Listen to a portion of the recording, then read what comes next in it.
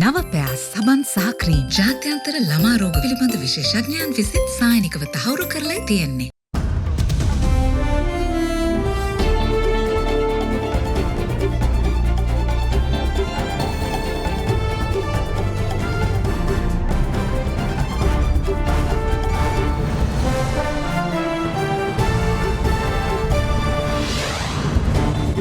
Tonight, tit for tat. Russia lodges a resolute protest, suspends flights and ticket sales to Sri Lanka after a court grounds an Aeroflot flight. Watch out. Prime Minister Ranil Wickremesinghe says despite policies hurting, there's more to come.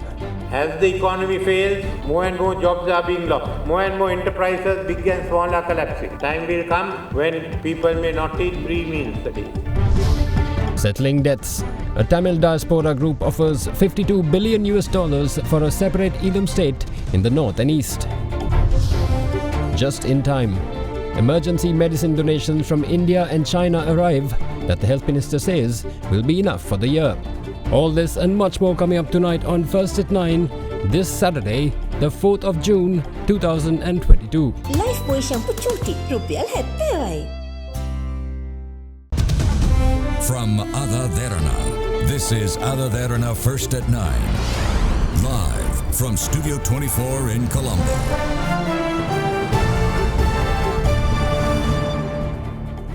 Good evening, you're watching First at 9 with me, David Ebert.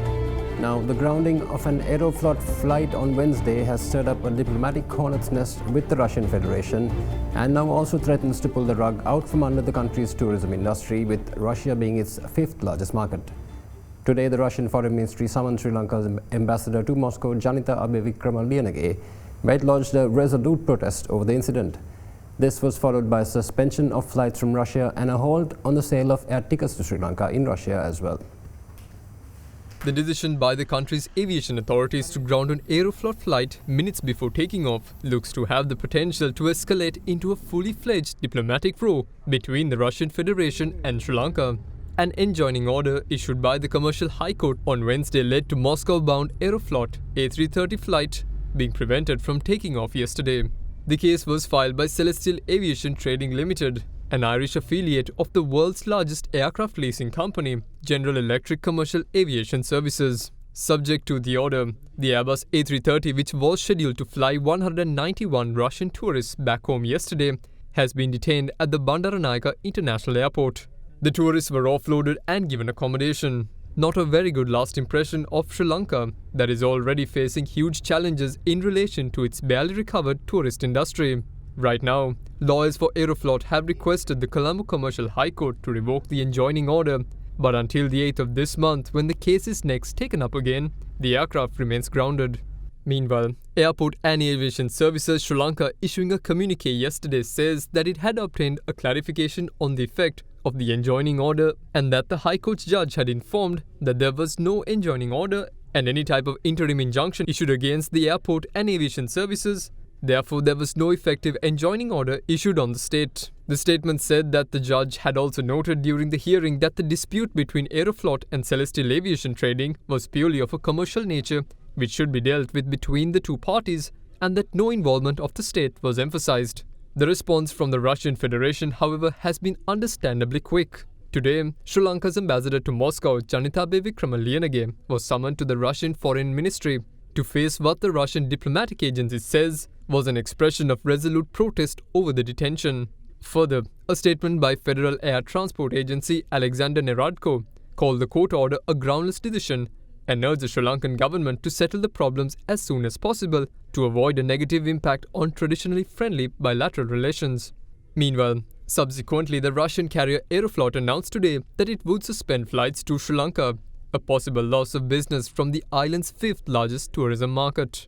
In a statement reported by TASS, the carrier stated that it would be suspending commercial flights to Colombo for the immediate period due to an unreliable situation in terms of the airline's unobstructed flights to Sri Lanka.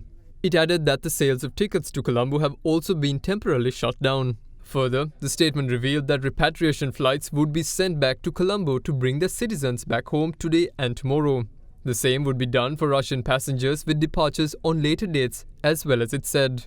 It was only on the 8th of April that Aeroflot resumed thrice weekly flights to Sri Lanka following international restrictions stemming from the Ukraine conflict, citing a minimal risk of detention of Russian aircraft. The Russian government had received assurances by Sri Lanka that no aircraft would be detained. Detention of Russian aircraft is a real risk for the carrier as part of Western sanctions that have been obligated aircraft leasing companies to terminate their contracts and demand that aircraft leased by Russia be returned. The Russian government, however, argues that returning the aircraft would violate existing lease contracts. Russia has since then registered the aircraft domestically to prevent such detentions. The detained aircraft, flight Su-289, was one of the planes that had been registered in Russia.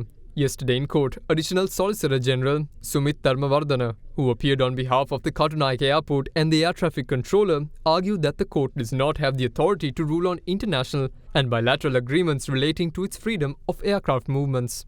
He explained that it was the Director General of the Civil Aviation Authority who has the legal power to ensure that necessary facilities are provided for the aircraft to take off. However, as the controversy rages right now, it's anyone's guess what level of damage the issue causes, not only to bilateral relations, but from an economic sense as well. The worst is still to come. This was the warning given by Prime Minister Ranil Wickremesinghe yesterday at a conference organised in Colombo. As the Premier called for the people to brace themselves for the coming tough times, he said that measures are being taken to introduce a food security program to deal with the coming food crisis and source financing required from all friendly nations to help the country move ahead. In the meantime, the PM also said that he will not intervene with decisions taken by the central bank, despite some of them impacting various sectors, unless it is absolutely necessary. Prime Minister Ranil Wickremesinghe attended a conference organised by the Association of Creative Professionals and an organisation called Raki Mujaitu to discuss the dual crisis faced by the island yesterday. During the event, the Premier explained the country's current outlook in the coming months and the measures that have been taken. We are not going to add the Ukraine crisis to the Sri Lanka crisis. That is not the impact. The impact is going to be the Sri Lankan crisis multiplied by the Ukraine crisis. So this is only the beginning. And just for the shortage of dollars and rupees, we have already shaken the political system. So where do we go from here?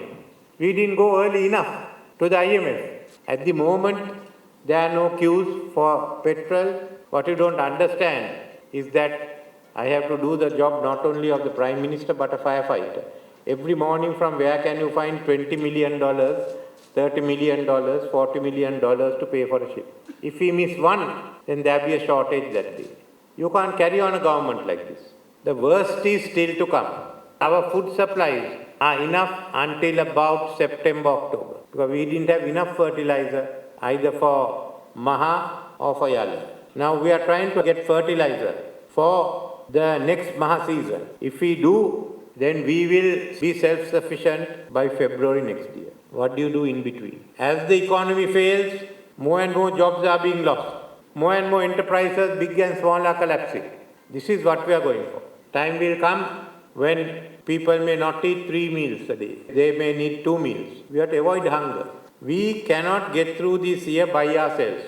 We have to reach out again to the people we rejected. Which country rejects $3 billion worth of aid without a thank you, without even having a negotiation? Just say we don't want it. Then how do you bring back confidence with those people? We are lucky that India has come forward to help us. Other countries are chipping in. China has come with assistance. We have to look at Europe and the West.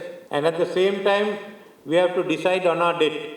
What are we going to do? How is the consortium going to work? Because the Chinese criteria is different from that of others. So how do you ensure that all of them share the burden equally, though the systems may be different? We are going to start a food security program of cultivating our own food. And that will have to go on till 2024, because 2023 also may be a bad year globally.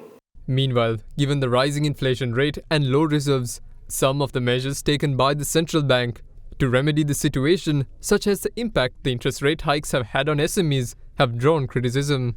In response, the Premier stated that this is normal given the situation of the country, but assured that he would intervene if the adverse effects continue to persist. There is a controversy about the steps taken by the central bank. But it is natural at this time, because when you take a decision like this, some sectors will benefit, others will get adversely impacted. If it is having adverse effects, then we could ask the central bank whether there should be a change in policy. I don't want to interfere because there is confidence if you allow the central bank to take decisions independently on monetary policy, but thereafter if it's not having the desired results, you could always intervene.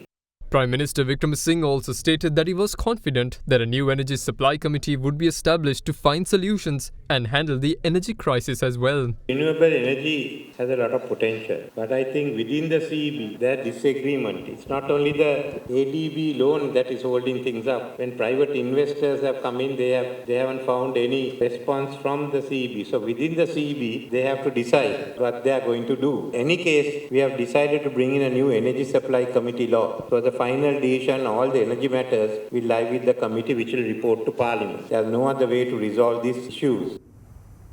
Meanwhile, a Tamil diaspora group calling itself Tamils for Biden have responded to appeals made by Sri Lanka's political leaders for financial assistance to overcome the economic crisis with a rather novel solution. In a statement published on the group's website, an offer was made to pay off Sri Lanka's $52 billion national debt in return for an amicable partition of the north and east for a Tamil Elam homeland. That the Tamil diaspora is ready to help Sri Lanka pay off its massive $52 billion national debt, but with a major catch. That is, only if Sri Lanka agrees to an amicable separation of the north and the east as a Tamil Elam homeland. The statement issued on the organization's website says that the offer comes in response to calls from Sri Lanka's elected leaders for help from the Tamil diaspora to deal with Sri Lanka's economic crisis. The statement also goes on to lay the blame for the economic crisis on the war and the funds Sri Lanka borrowed to buy destructive weapons. Further, it also mentions massive corruption among government and defense department officials as the other reason. The organization says that there are 2 million Tamils from Sri Lanka who proudly call themselves Elam Tamils who live in foreign countries. It also explains that most of them are financially well off, highly educated and well trained and experienced in various fields. The statement adds that a sovereign Tamil nation would survive without any economic trouble, as highly skilled members of the diaspora will be brought in to run the economy and other institutions. If Sri Lanka agrees to an amicable separation, the Tamil diaspora is ready to sign a treaty to pay Sri Lanka's foreign debt, it concludes. And we'll be back with more local stories after this short break. Do stay with us.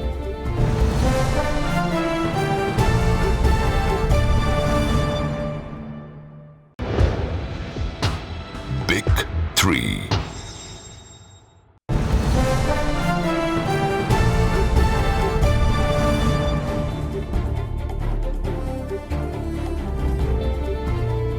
Welcome back. Now, Sri Lanka received a medical consignment consisting of 14 life-saving drugs and other medical equipment as part of a donation from China last night.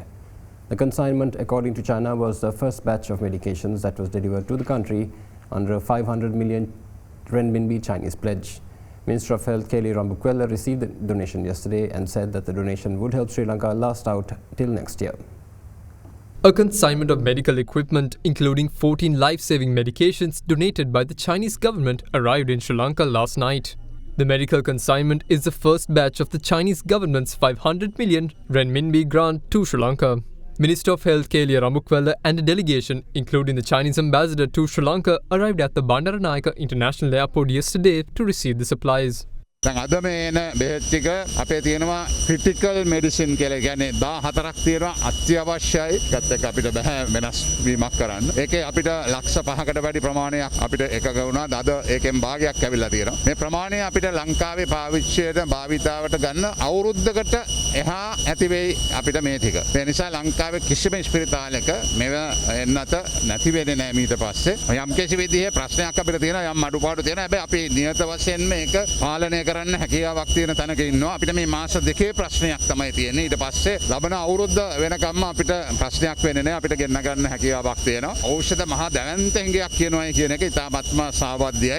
යම් අඩුවක් තියෙනවා. අපි හුඟක් දුරට ඒක කළමනා කරගෙන යනවා. මේක මම හිතන ඊගාව සති දෙක තුන ඇතුළත අපිට සම්පූර්ණයෙන්ම කළමනා කරගන්න පුළුවන් තත්ත්වයක් අපිට තියෙනවා. The Indian High Commission in Colombo donated over 3.3 tons of essential medical supplies to the 1990 Suez Area Ambulance Service and handed it over to the chairman of the Suez Area Foundation yesterday. Further, another stock of supplies were also handed over to the Hambantota General Hospital and the Peradeniya and Jaffna teaching hospitals as well. Indian High Commissioner Gopal Bagle handed over 3.3 tons of essential medical supplies donated by the Government of India for the 1990 Suvasaria ambulance service to the chairman of the Suvasaria Foundation, Duminda Ratnayaka, yesterday. The donation comes following the appraisal of India's External Minister, Dr. S. Jaishankar, of a looming shortage of medical supplies faced by the foundation during his visit to the Suvasaria headquarters in Colombo in March. In response, the Indian naval ship INS Garial was deployed to deliver medical supplies to Sri Lanka. In addition to the Suvasaria Foundation, medical supplies for the Hambantota General Hospital and the Peradeniya and Jaffna teaching hospitals was also carried on board the Indian naval vessel. The High Commission also notes that the 1990 emergency ambulance service spread across the 25 districts of Sri Lanka is a shining example of India's people-centric and demand-driven development cooperation partnership with Sri Lanka. It adds that the ambulance service was realized through a grant assistance of around $22 million from the Government of India and plays an instrumental role in saving lives today. Meanwhile, doctors at the Lady Ridgeway Hospital have made a startling discovery after studies showed that 20% of children admitted to the hospital are malnourished. Consultant pediatrician at the hospital, Dr. Deepal Perera, said that while the cause of the malnutrition can be attributed to the economic crisis and food shortages, the situation could be averted if children are given more vegetables to eat. The economic and political crisis that has taken over the country has far-reaching negative impacts to various aspects of life. Among a host of well-known issues is the issue of child malnutrition. The doctors at Sri Lanka's main children's hospital, the Lady Ridgeway Hospital for Children, have now found that 20% of the children that are being admitted to the hospital suffer from malnutrition. The doctors believe that the economic crisis which has led to the rising cost of living and food shortage are the reasons behind this phenomenon. පහුගිය සතියේදී ළමා රෝහලේ දෙකේ වාට්ටුවේ අපේ දරුවෝ 53 දෙනෙක් අපි පරීක්ෂණයට ලක් කරා. එයින් වාට්ටුවේ හිටපු දරුවන්ගෙන් 120කට මන්ද පෝෂණ තත්ත්වය තියෙනවා. එයිනුත් භාගයට විතර තීව්‍ර මන්ද පෝෂණ තත්ත්වයකුත් තියෙනවා. මේක ටිකක් බරපතලයි. අපි මෙහෙම කරන්න හිතුනේ අපි දැක්ක පහුගිය කාලය තුලදී අපේ දරුවන්ගේ බර උස යම්කිසි ප්‍රමාණයකට අඩු වෙනවා. මෙතෙන්දී අපේ දරුවන්ට ඒ අවශ්‍ය ප්‍රධාන පෝෂක වන කාබෝහයිඩ්‍රේට්, ප්‍රෝටීන, ලිපිඩ සහ ශුද්ධ පෝෂක වන ඛනිජ ද්‍රව්‍ය සහ විටමින ලැබීමේ අඩුවක් අපි දැක්කා. As such, Dr. Perera further explained that children should be made to consume more vegetables. මාස 6න් පස්සේ මව්කිරි ප්‍රමාණවත් නැහැ. ඒ සඳහා ඝන ආහාර අඳුනලා දිය යුතුයි. මේ ඝන ආහාර අඳුනලා දීමේදී අපිට පුළුවන් කොස්, පොලොස්, කොස් ඇට, දෙල්, මුරුංගා කොළ, ගොටු කොළ, තම්පලා, ඊට අමතරව මේකරල්, ඒ වගේ දේවල් අපිට ආහාරයෙන් අඳුනලා දෙන්න පුළුවන් නම් මම හිතනවා ප්‍රෝටීන් බොහෝ විට අපිට ලබා දෙන්න පුළුවන්. කාබෝහයිඩ්‍රේට් ප්‍රමාණය බත් වලින් හරි මයොක්ක වලින් හරි බතල වලින් හරි අපිට දරුවන්ට ලබා දෙන්න පුළුවන්. ඊට අමතරව විටමින් ඛනිජ ද්‍රව්‍ය කොළ ಜಾති වලින් කහ පාට එළවලු වලින් අපිට ලබා දෙන්න පුළුවන්. දැන් දරුවන් ලබන්න ඉන්න අම්මලා ඉන්නවා, දරුවන් බලාපොරොත්තු වෙමින් ඉන්න අම්මලා ඉන්නවා. ඒගොල්ලොත් හිතන්න ඕනේ ඇත්තටම ඒගොල්ලන්ගේ පෝෂණය ගැන. President Gotabaya Rajapaksa has given directives to identify all underutilized lands owned by plantation companies and prepare an expeditious program to cultivate food crops. With plantation companies owning more than 9,000 hectares of uncultivated land, the President pointed out the need to identify suitable crops for cultivation in the respective estates owned by the 23 companies. His remarks came at a discussion held at the President's house in Colombo yesterday regarding the challenges facing the plantation sector. Further, the President pointed out the importance of maintaining foreign exchange earned by the country in a transparent manner and urged officials to look into the possibility of holding the tea auctions in US dollars immediately. Further, he also called for the need to implement a formal fuel supply program for factories and the plantation sector as well. During the discussions on the subject, it was decided to give priority to supply fuel from designated filling stations to factory owners with the recommendation of the ministry or the local divisional secretary.